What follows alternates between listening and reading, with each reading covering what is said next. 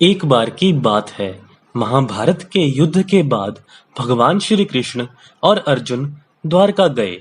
पर इस बार रथ अर्जुन चलाकर गए। द्वारका पहुंचकर अर्जुन बहुत थक गए, इसीलिए विश्राम करने के लिए अतिथि भवन में चले गए। शाम के समय रुक्मिणी जी ने कृष्ण को भोजन परोसा, तो कृष्ण बोले, घर में अतिथि आए हुए हैं, हम उनके बिना भोजन कैसे कर लें? रुक्मिणी जी ने कहा, भगवन आप आरंभ करिए, मैं अर्जुन को बुला कर लाती हूँ।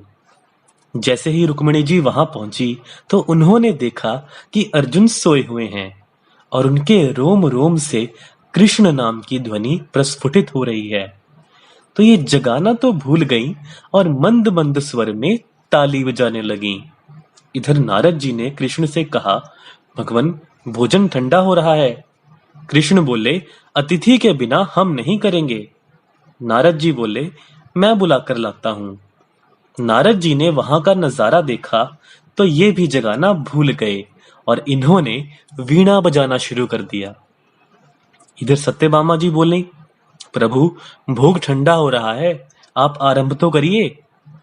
भगवान बोले, हम अतिथि के बिना नहीं कर सकते। सत्यभामा जी बोली, मैं बुलाकर लाती हूँ।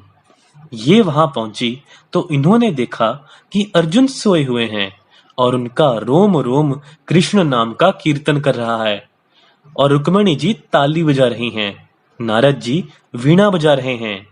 तो ये भी जगाना भूल गईं और इन्होंने नाचना शुरू कर दिया। इधर भगवान बोले, सबके सब बोल के जाते हैं कि भोग ठंडा हो रहा है, पर हमारी चिंता किसी को नहीं है। मैं चलकर देखता हूं कि वहां ऐसा क्या हो रहा है कि सब लोग मुझे ही भूल गए। प्रभु ने वहां जाकर देखा कि वहां तो स्वर लहरी चल रही है। अर्जुन सोते सोते कीर्तन कर रहे हैं, रुक्मिणी जी ताली बजा रही हैं, नारद जी वीणा बजा रहे हैं और सत्यभामा जी नृत्य कर रही हैं।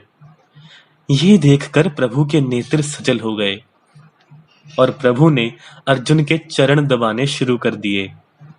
जैसे ही प्रभु के नेत्रों से अश्रुओं की बूंदें अर्जुन के चरणों पर पड़ी तो अर्जुन छटपटा के उठे और बोले, प्रभु ये क्या हो रहा है? भगवान बोले, हे अर्जुन, तुमने मुझे रोम रोम में बसा रखा है, इसीलिए तो तुम मुझे इतने अधिक प्रिय हो। और गोविंद ने अर्जुन को गले से लगा लिया।